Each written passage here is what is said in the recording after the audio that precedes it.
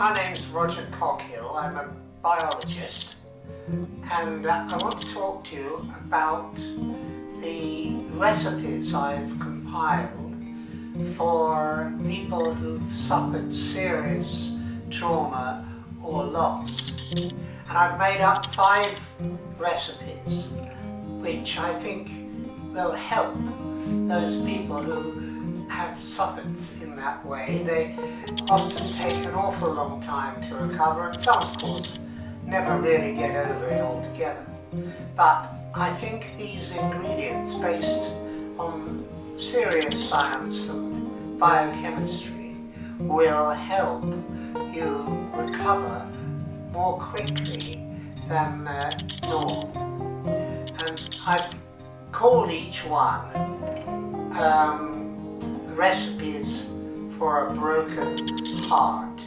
Of course, it's not your heart that's actually broken, everybody knows that. It's the fact that your emotional stability has been damaged, and there are biochemicals, biomolecules, which can help you restore the loss of equilibrium and that feeling of despair, frustration, desolation and loneliness which accompanies you when you lose a partner or your job or have some other serious setback in your life.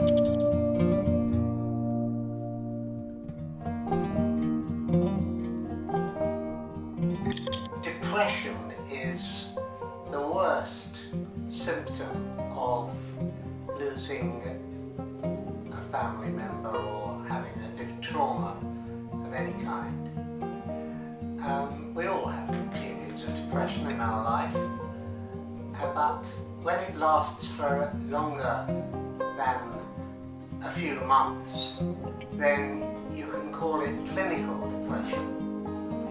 And the conventional treatment is drug therapy. But remembering those words of here, the father of medicine, Hippocrates, who said, "Let your food be your medicine, and your medicine your food." I want to devote this recipe to the natural way, a natural way of dealing with depression through the use of food. But before I talk about the benefits of St. John's wort, which is also called Hypericum perforatum, I want to tell you the story about a friend of mine who lost her husband a few years back. And I noticed that in her diet, the things she liked most included bananas, liver, tuna, sardines, and similar things, and they all had one thing in common. These are all ingredients which are high in vitamin B3 called niacin. And it's about niacin that I like to spend a few moments, because niacin is not only well recognized to be able to reduce the bad cholesterol in our arteries and veins, but it's also clearly beneficial in cases of depression. And I do think that people will naturally, without realizing why, choose those foods which are beneficial to them if they're given the chance. Whereas people on drug therapy for depression, and that includes using drugs like Prozac and Valium and Librium, which are known to have very bad side effects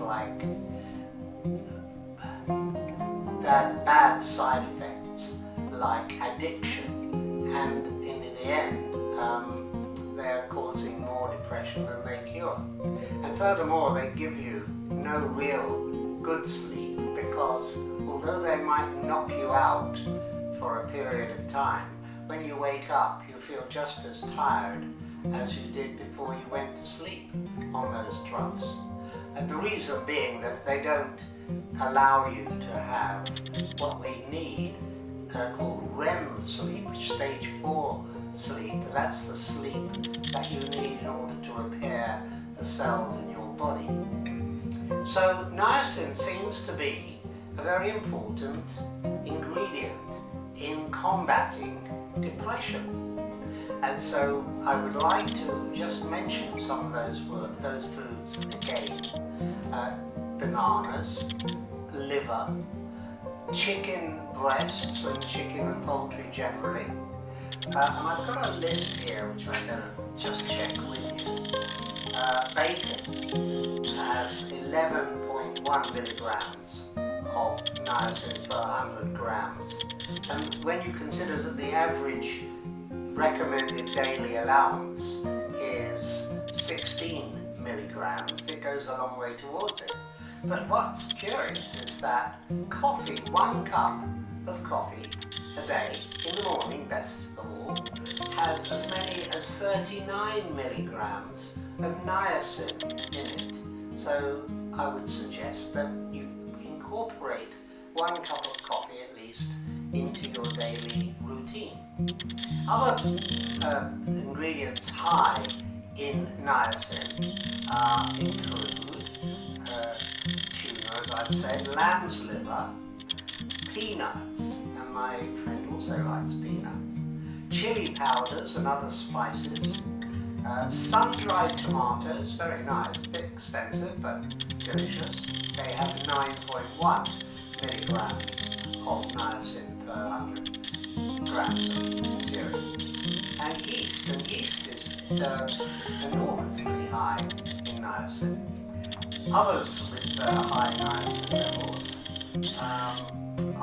include bananas and some other fresh fruits like asparagus. Anyway, that's enough about niacin, because what I really want to talk about today is St. John's wort, and I'm sure that if you go on YouTube you'll find an awful lot about it. In fact, I was quite interested to see that if you do visit YouTube and look at the videos there, you will find that the videos about depression and depressive illness have views in the millions. And when I looked at the few videos on niacin, they were only in the thousands. So I don't think so many people realise just how important niacin can be for treatment of depressive illness. Anyway, there are also lots and lots of videos about St. John's wort, so I won't bore you with repeating them. You just go and have a look there. But the thing is that you should try to get the natural version of it. So it's a good idea to grow a bush of St. John's wort in your garden. It'll give you a very nice, pleasant yellow flower in June, when St. John's Saint's Day is, and that's why it's called what it is. And also you can pick the flowers, dry them, and use them in your diet. Well, I do know that there's so much on YouTube today that I'm only going to really draw your attention to those 2 elements of natural ways of curing depression. And I'm not going to go into the fierce arguments about Prozac and the other drug-related therapies in major use today, except to say that the natural medicines, of course, don't have any patents on them, and therefore the companies offering drugs won't make any money out of it. And that may be one reason why natural medicines are not in such general use as the drug-related ones.